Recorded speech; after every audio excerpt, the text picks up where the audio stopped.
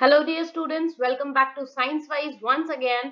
In this video, we are going to discuss about chapter 2, that is nutrition in animals of class 7th. ठीक है, class 7th का जो nutrition in animals chapter है उसके हम new words और summary को इस वीडियो में डिस्कस करने वाले हैं.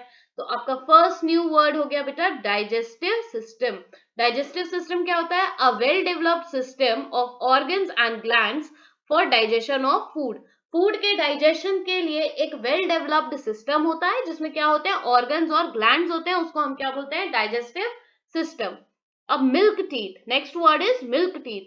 The temporary set of teeth that appear on the jaw of a new born baby.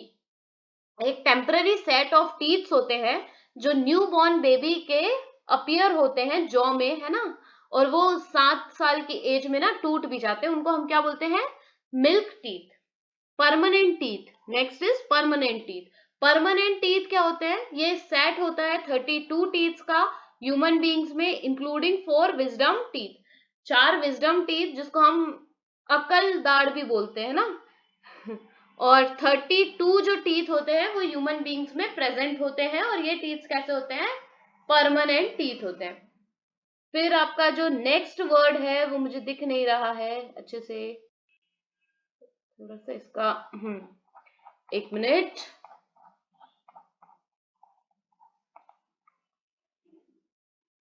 Next जो वर्ड है वो है बॉल्गस.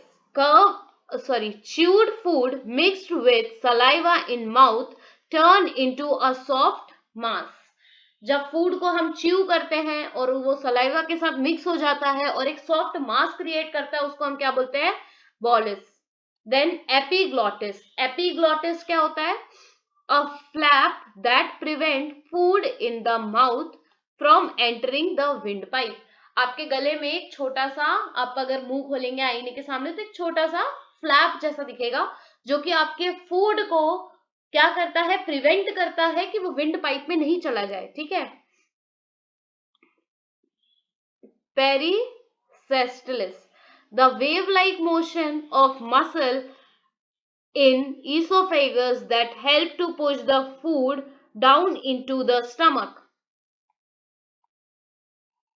Then chyme, it is the semi-digested food that pass from the stomach to the small intestine.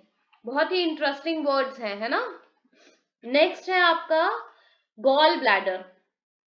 Next word क्या दिख रहा है बेटा? Gall bladder. Gall bladder क्या होता है? अ bag like structure in which bile juice form the liver. bile juice जो है कहां से? लीवर से. From the liver is stored and release into the small intestine.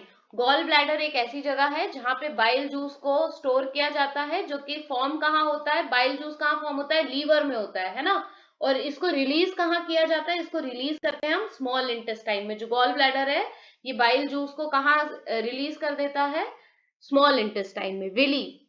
Willie क्या होते हैं? फिंगर लाइक प्रोजेक्शन होते हैं जो कि कहाँ प्रेजेंट होते हैं? Wall of the small intestine which help in the absorption of digested food, जो कि digested food के absorption में help करते हैं. इस टाइप के ये projections आपको देखने को मिल जाएंगे. ये क्या होते हैं? आपके विली होते हैं.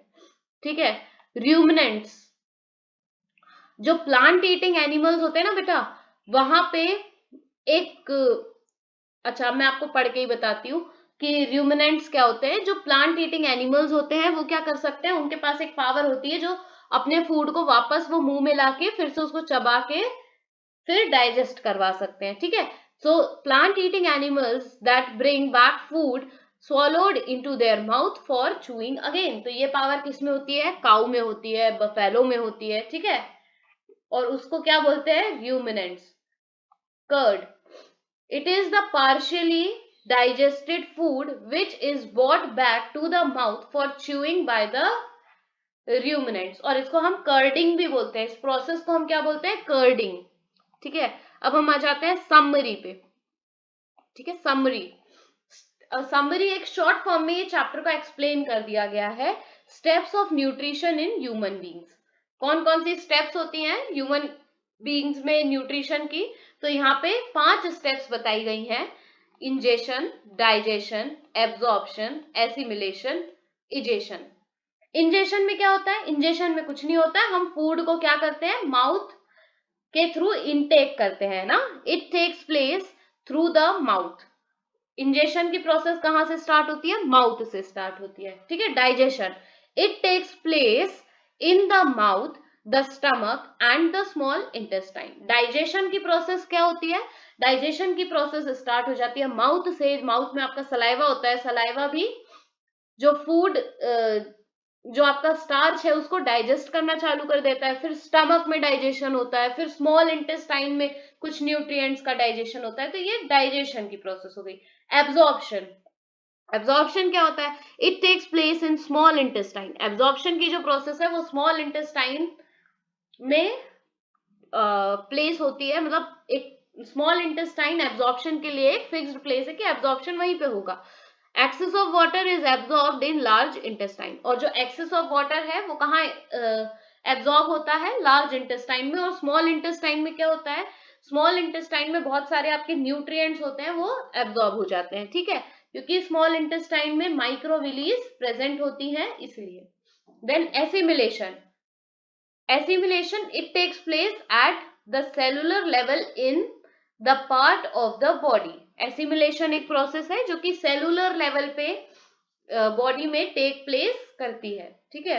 इजेशन, इजेशन क्या होता है? Semi solid waste from the large intestine move to the rectum and is thrown out through the anus. Egestion में क्या होता है कि जो लार्ज इंटेस्टाइन में जो आपका सेमी सॉलिड वेस्ट होता है वो रेक्टम में मूव हो जाता है और उसके बाद उसको एनस से बाहर करवा दिया जाता है ना। इतना क्लियर हो गया? So this is all for the video. Stay connected to science wise. Thank you बच्चों।